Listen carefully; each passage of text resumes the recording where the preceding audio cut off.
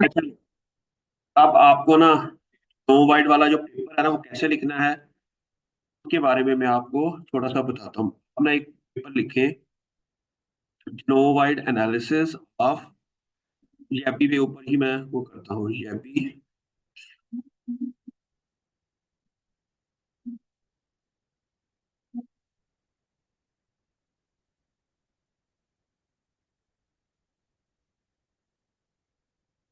ये है एक पेपर ना।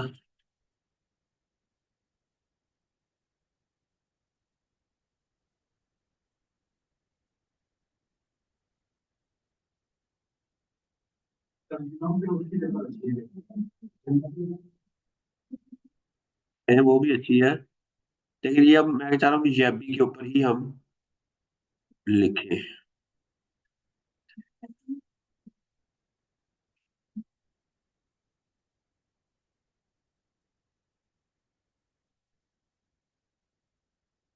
ओके बच्चों, पहले इसको देखो कैसे लिखना है आप लोगों ने।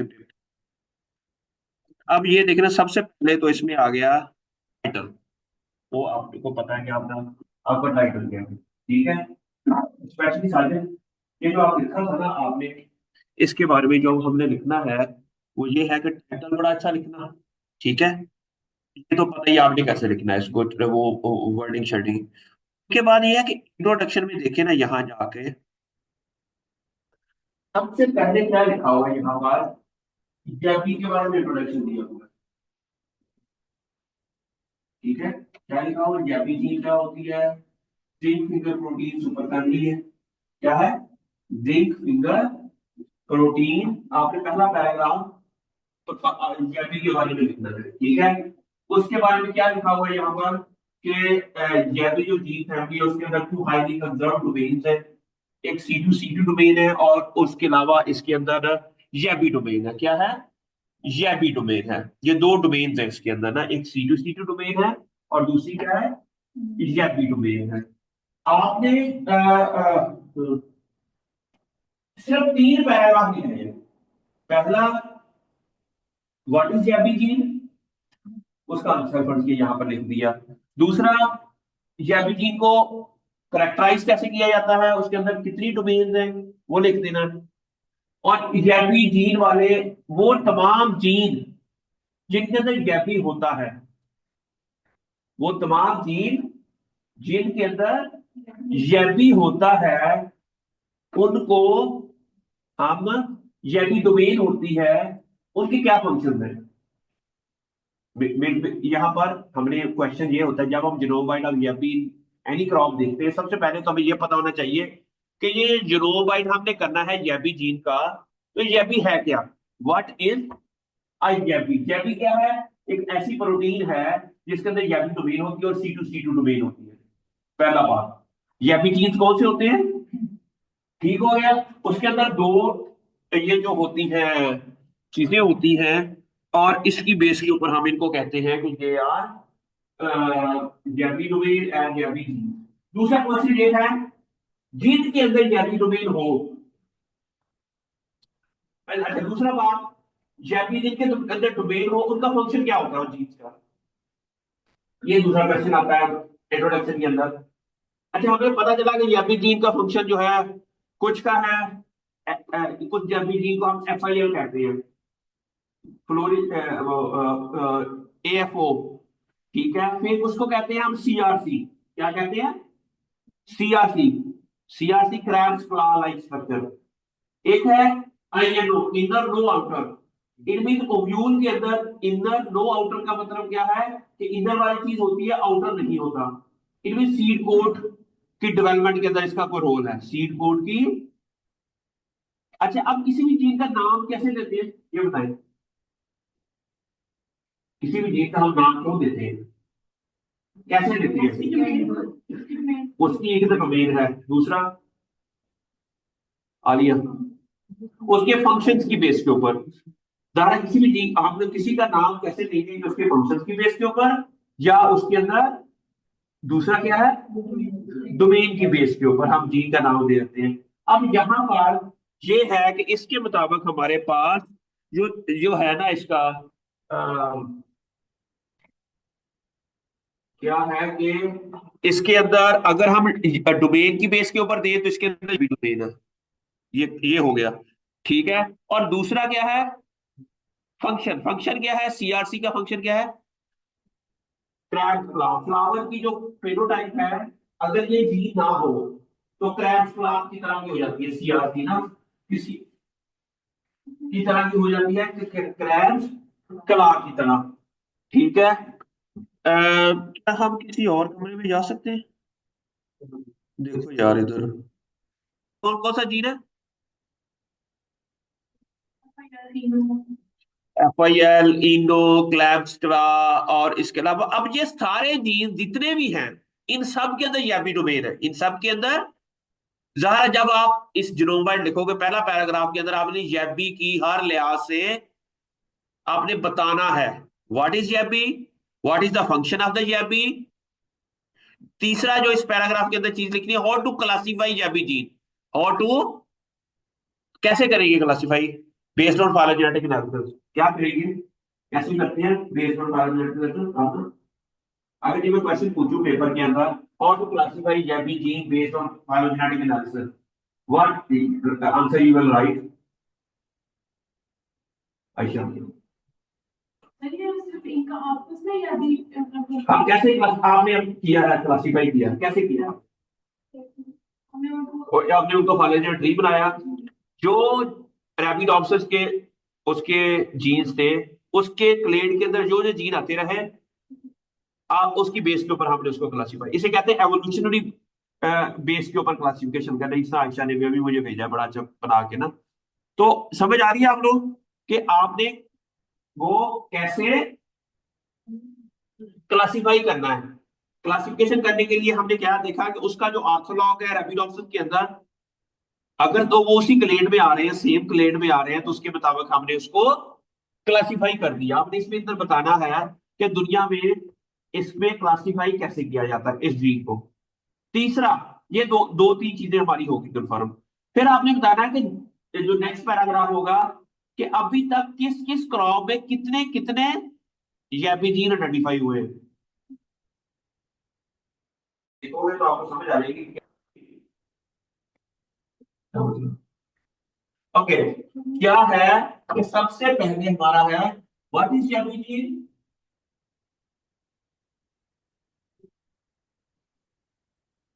How to identify and classify YABBY gene.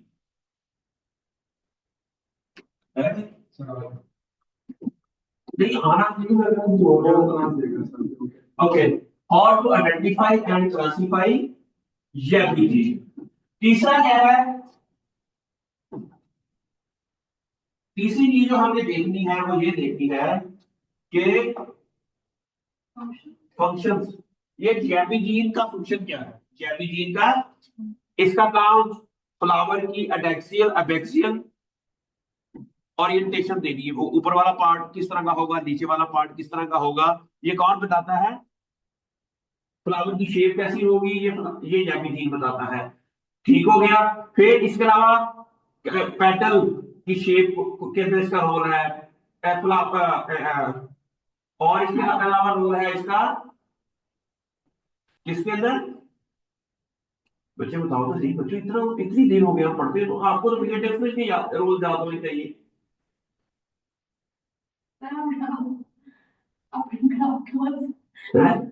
हम बस अपनी क्लासिफिकेशन करते रहे नहीं नहीं यार, इस यहाँ पर ये देखो ना, आप इसमें बहुत कुछ कर सकते हो कि हमारे जो जैबी जीन्स हैं उनके फंक्शंस क्या हैं।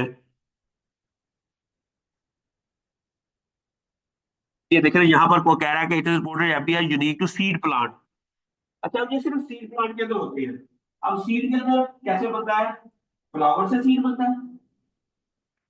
पहले फ्लावर बनता है, पॉलन ग्रेन होते हैं, पेटल्स होते हैं, सेपल्स होते हैं। ये सीड से पहले प्लांट्स के अंदर, आप तो बॉटनी के स्टूडेंट, आपको बताया कि सीड वाले प्लांट कौन से थे? जिम्नोस्पर्म और एंजियोस्पर्म। ये इट मीन गैपिक genes are only present in all plant that contain seeds, क्योंकि आप देखेंगे इन सबका रोल भी वही है, सीड वाले प्लांट वाला ही है। अब फ्लावर फ्लावर पेटल के अंदर, सेपल के अंदर भी, ये सारे कहाँ हैं, ये सीड वाले प्लांट हैं, ठीक है। अगर हम कहेंगे ये रूट के अंदर एक्सप्रेस होता है, फिर तो रूट्स तो लोअर प्लांट्स के अंदर भी थी। आप थोड़ा सा ओपन होके क्रिएटिविटी से सोचें कि हमने इसके बाद नेक्स्ट भी आपने किसी प्लांट के ऊपर या जीन के ऊपर काम करना है। मैं ये चाह रहा हूं कि जब फर्ज किया आपने नेक्स्ट किसी प्रोजेक्ट पे काम करना है, आपको इतनी जरूरत ना पड़े मेरी, you can write with your own ideas. That's what why I भी आप लोगों को इतना ट्रेन करना चाह रहा हूं कि जब भी कहीं दुनिया में जाएं, आपको भी ठीक है, आप जो बेसिक स्ट्रक्चर आप बना सके पेपर का। अब फिर भी कोई इशू हो तो you can call me, sorry message me, I will answer you इंशाल्लाह। सॉरी आपने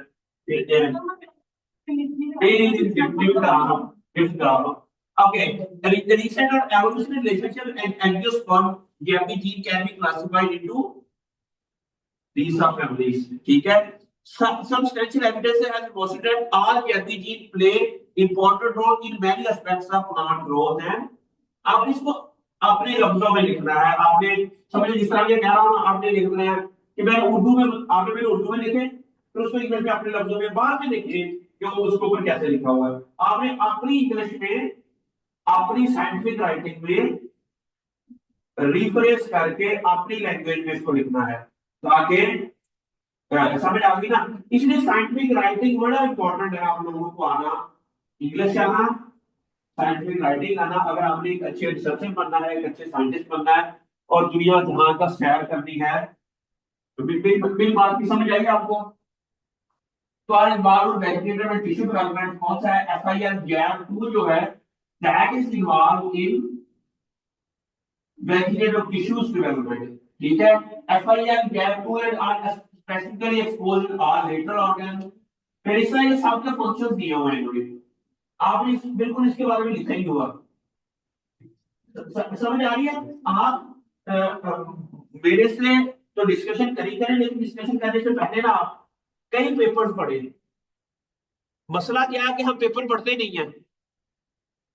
आप पेपर पढ़े कि क्या लिखा हुआ है, इसलिए मैं सबसे पहले कहता था कि आप इंट्रोडक्शन एटलीस्ट लिख लें, उससे आपको काफी हद तक समझ आ रही है कि why are you doing, what are the functions of the genes, why are you working on these genes, ठीक है। समझ आ रही है। फिर इसके बाद है कि are involve vegetative tissue development, FIR and JAP3 are responsible for leaf development.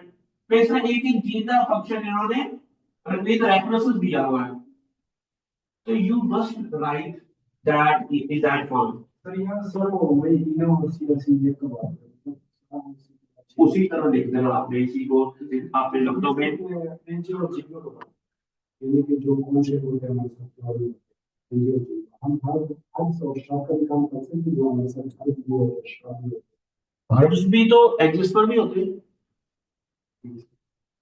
Herbs भी क्या है,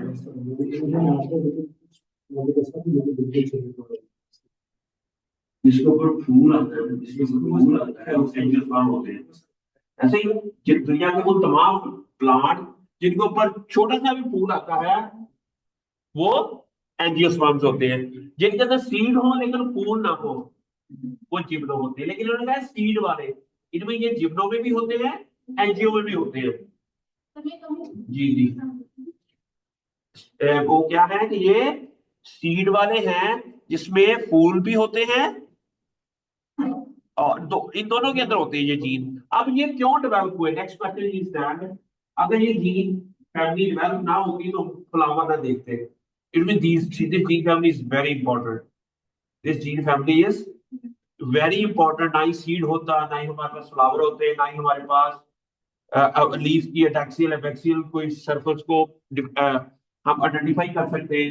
मेरी बात में समझ आई ना। तो that's why this gene family is very important with respect to botany. जरा बॉटनी के अंदर हमें खास स्ट्रक्चर्स को हमें स्टडी करना होता है, इसकी स्ट्रक्चर कैसी है प्लांट की, ये ऐसा क्यों लुक कर रहा है, इसके अंदर फ्लावरिंग का कलर क्या है, और व्यू कितने हैं, इसके अंदर शटल कितने हैं, पैटर्न कितने हैं, ये basic structure and physiology plant की हम स्टडी करते हैं। समझ आ गई? अच्छा, अब gap two FIR also continue the establishment floral meristem identity. अब फ्लोरल मेरिस्टेम आइडेंटिटी का मतलब क्या होता है? Floral meristem identity, what does it mean? Meristem किसे कहते हैं? एक्टिवली डिवाइडिंग सेल्स होते हैं। फ्लोरल वो, अच्छा, दो तरह की ग्रोथ होती है प्लांट के अंदर, एक आपको पता होना चाहिए। एक होती है वेजिटेटिव ग्रोथ, एक होती है रिप्रोडक्टिव ग्रोथ। जी बताएं आप डॉक्टर साहब कि वेजिटेटिव ग्रोथ कौन सी होती है? विदाउट फ्लावर, फ्लावरिंग पार्ट के अलावा जितनी भी डेवलपमेंट होती है उसे वेजिटेटिव ग्रोथ कहते हैं। इसके अंदर हमारा रूट डेवलपमेंट है, शूट डेवलपमेंट है, लीफ है, ब्रांचेस है। ये क्या है? रिप्रोडक्टिव कौन सी होती है? जिसके अंदर फ्लावर बनता है, फ्रूट, सीड, फर्टिलाइजेशन, ये सारी क्या है? रिप्रोडक्टिव। अच्छा, इवन फ्लावर बड का बनना। अब मेरिस्टेम क्या होती है? वो एक्टिवली डिवाइडिंग सेल होती है। मेरिस्टेम क्या होती है? इनमें दो तरह की मेरिस्टेम होती है, एक होती है वेजिटेटिव मेरिस्टेम जो वेजिटेटिव ग्रोथ कराती है, एक होती है रिप्रोडक्टिव मेरिस्टेम। यहाँ पर क्या लिखा हुआ है? Are in vegetative tissue development के अंदर कौन है? Vegetative meristem. और एस्टैब्लिशमेंट फ्लोरल मेरिस्टेम, फ्लोरल का मतलब है अब वो मेरिस्टेम का कन्वर्ट हो जाना वेजिटेटिव मेरिस्टेम से फ्लोरल मेरिस्टेम की तरफ, उसको आइडेंटिटी, ये उसको बताती है कि अब तू ये बन गई है, अब तू एमफिल की स्टूडेंट बन गई है, अब तुम्हें शिक्षा के क्लास में पढ़ना है। ये आपको ये कोर्स बताता है। अब आपने मेहनत ना की तो नंबर नहीं आते, ये आपको मैं बता रहा हूँ। समझ आई आपको? अब ये है कि ये कौन बताता है कि establishment of floral diversity and flower development, while CRC and ISO regulate reproductive organ development। जितने भी रिप्रोडक्टिव के ऑर्गन के डेवलपमेंट है ये कौन बताता है? CRC and INO। So it means these genes are very important. These genes are very important. So botany के point of view से that's why I choose these genes so that वो आपके बहुत ज्यादा लिंक करता है बॉटनी की research के साथ। ठीक है, समझ आ रही है आप लोगों को? आपने ये कहानी इंट्रोडक्शन के अंदर लिखनी है, जितनी अच्छे तरीके से इसको अच्छे तरीके से आप लिख सकते हो।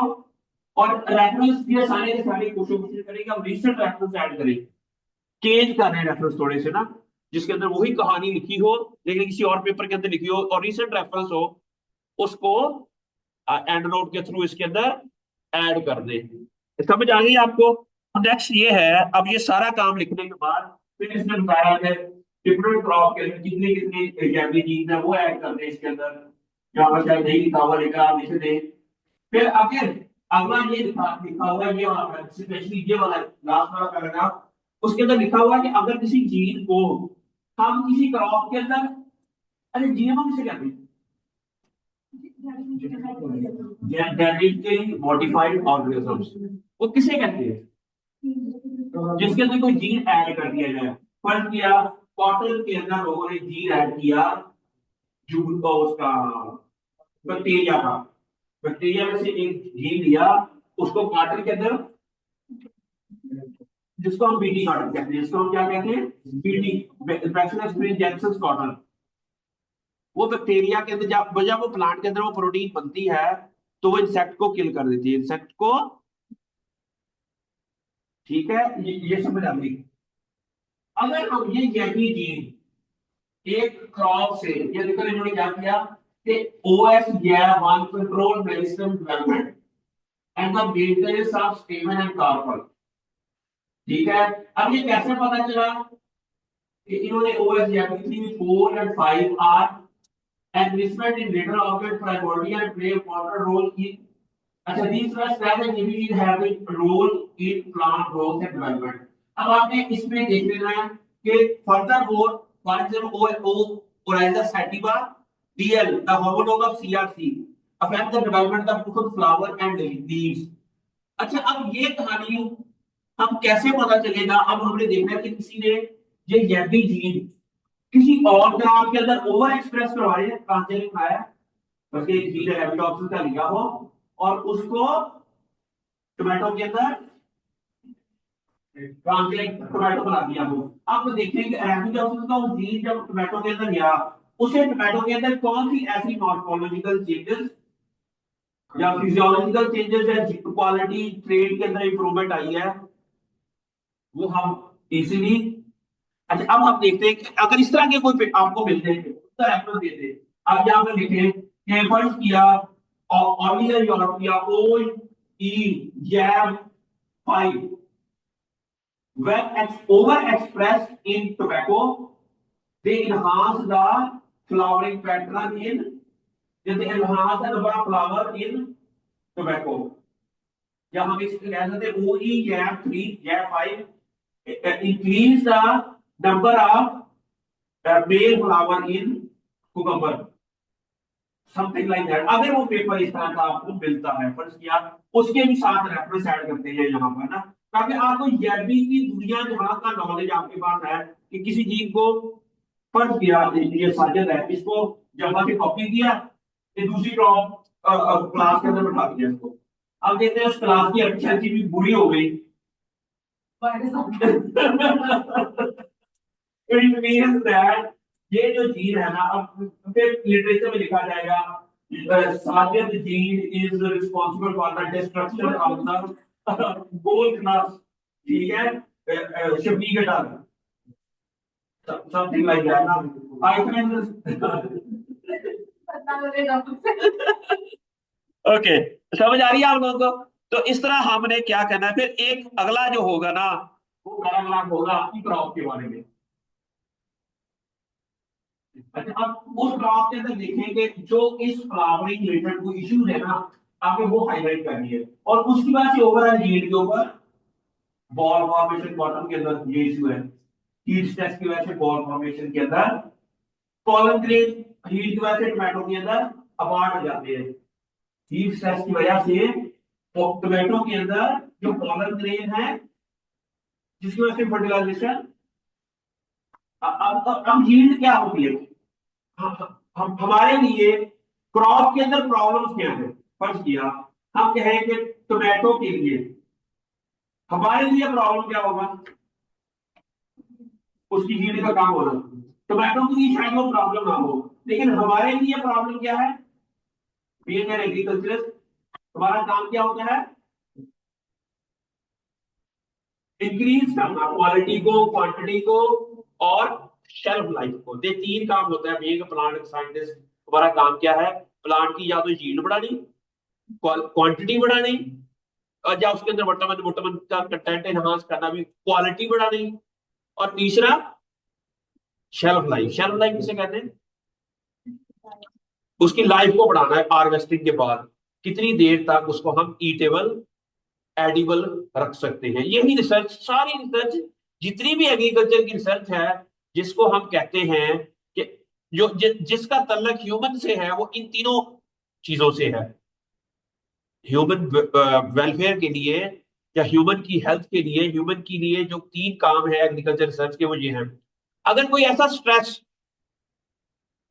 किसी क्रॉप के अंदर, कोई ऐसा प्रॉब्लम किसी क्रॉप के अंदर और उससे यील्ड कम आ जाए, तो वो ह्यूमन के लिए उस क्रॉप के अंदर प्रॉब्लम है।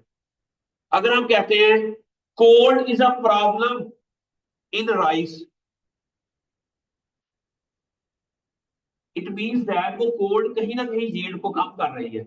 कोल्ड कहीं ना कहीं, अब कहा जाता है कि अगर आपको अगर राइस कम ग्रो करते हैं, किस महीने में ग्रो करते हैं इसको, जुलाई में लगती है और गर्मियों में लगती है, ठीक है। लेकिन इसकी फ्लावरिंग कब आती है डॉक्टर साहब, सितंबर के एंड में, सितंबर अक्टूबर के। अगर उस दौरान गर्मी रहे ना, तो फ्लावरिंग सही आएगी। लेकिन सुना गया कि यकदम टेम्परेचर डाउन हो जाए तो फ्लावरिंग कम हो जाती है इसकी। मेरी बात की समझ आई ना। अब cold is a problem for rice, heat is not a problem for, मेरी बात की समझ आई ना। अब टोमेटो के लिए प्रॉब्लम क्या है, टोमेटो के लिए हीट प्रॉब्लम है। टोमेटो ग्रो करते हैं फरवरी में, आजकल इसकी सोइंग जो है ना वो स्टार्ट हो रही है। मार्च में इसकी वेजिटेटिव ग्रोथ कंप्लीट हो जाती है। और मार्च के एंड के ऊपर जब फ्लावरिंग या अप्रैल के शुरू में ना फ्लावर आ जाता है। अगर उस दौरान यकदम टेम्परेचर 35 डिग्री सेंटीग्रेड हो जाए ना 7-8 दिन के लिए, तो पॉलन ग्रेन डिस्ट्रॉय हो जाता है, अबॉर्ट हो जाता है। यील्ड का मतलब क्या होगा, जितने फ्लावर फ्रूट के अंदर जितनी फर्टिलाइजेशन होगी उतने नंबर ऑफ फ्रूट बनेंगे ना। अगर एक 200 एक प्लांट के ऊपर 200 फ्लावर्स हैं, अगर उसके 50 फ्लावर फर्टिलाइज होते हैं जिनमें 50 फ्रूट बनेंगे। अगर 20 फ्लावर फर्टिलाइज होते हैं, इट मीन यील्ड कम हो जाएगी। इट मीन अगर पॉलन के काम के लिए होंगे तो फर्टिलाइजेशन भी कम होगी। It mean he is a problem for tomato. अब हमने देखा कि ये यदि जीन्स हैं, can they play a role during heat stress, कि पॉलन ग्रेन को अबॉर्ट ना होने दें। हम ऐसा क्या कर सकते हैं पौधे के अंदर, कि ये पौधे के अंदर हीट के दौरान पॉलन ग्रेन जो है डिस्ट्रॉय ना हो। तो it means that we can increase the yield of the tomato and we solve the problem of. ठीक है, मेरी बात भी समझ आ रही है आपको? आपने एक्चुअली मकसद यही है ये काम करने का, कि हम ऐसे जीन आइडेंटिफाई करें जो कि एक स्पेसिफिक स्ट्रेस के अगेंस्ट किसी पौधों को बचा रहे हैं, किसी पौधे को। तब हम वो कहेंगे कि this is gene responsible for heat tolerance, this gene is responsible for cold tolerance, and this gene क्या करता है कि ये फ्लावरिंग पार्ट को इतना एक्टिवली पोलन ग्रेन डेवलपमेंट के अंदर रोल कर देता है कि हीट आती भी है तो वो उससे बच जाता है पौधा, पोलन ग्रेन अवॉर्ड नहीं होती। सब समझ आएगा हमको? तो आपका ये मकसद क्या है जीनोम बाइट एनालिसिस का? हमने वो कोई जीन आइडेंटिफाई कर दी जिसको फ्यूचर में या तो डाउन रेगुलेट की जाए, क्या किया जाए, डाउन रेगुलेट किया जाए, या उसको अप रेगुलेट किया जाए। अपन जाकर किसी चीज को डाउन रेगुलेट करने से उस प्लांट की बेहतरी आ जाए, तो हम क्रिस्पर के थ्रू आजकल जितने भी रिसर्च प्रोजेक्ट्स हैं उसके अंदर यही है। एचईसी के मैंने आज प्रोजेक्ट जमा कराया है, उसके अंदर हमने सिट्रस रेटिकुलेटा के अंदर पॉलीमाइन बायोसिंथेसिस पाथवे के अंदर कुछ जीन्स हैं वो हमने आइडेंटिफाई किए पहले। अब हमने उनको एडिटिंग करनी है, उसको डाउन रेगुलेट करना है, और उससे हमें दो चीजें फायदा हो रही है। फायदा क्या क्या हो रहा है, हमें ड्राउट टॉलरेंस भी हो रही है, साथ में डिजीज रेजिस्टेंस भी हो रही है। ये अभी आज हमने एक प्रोजेक्ट जमा कराया, तो अगर ना वो हो जाए, एचईसी को जमा कराया हमने, तो उसके अंदर ये लिखा किसने, मेरी स्टूडेंट ने, शहजादी, एमफिल किया अभी मेरे मेरे से उसने। और वो इतना प्यारा, फिर मैं वो प्रोजेक्ट ना अपने, उन्हें उसने मुझे लिख के भेजा। अब उन्होंने कहा कि आप इसमें कोलैबोरेटर ऐड करो। क्या करो कि जितने मैक्सिमम ऑर्गेनाइजेशन इसके अंदर कोलैबोरेशन करेगी ना, तो ये चांसेस है कि वो प्रोजेक्ट 3 साल का प्रोजेक्ट है। तो उसमें मेरा एक टीचर है, उनको मैंने भेजा भी ना, वो कराची में होता है international centre for chemical and biological sciences में, बायोटेक्नोलॉजी का बहुत बड़ा नाम है पाकिस्तान के अंदर। मैंने उसको भेजा, तो उसने, मैं आपको बताता हूँ कि ये देखो ना, आज ही उसने मुझे,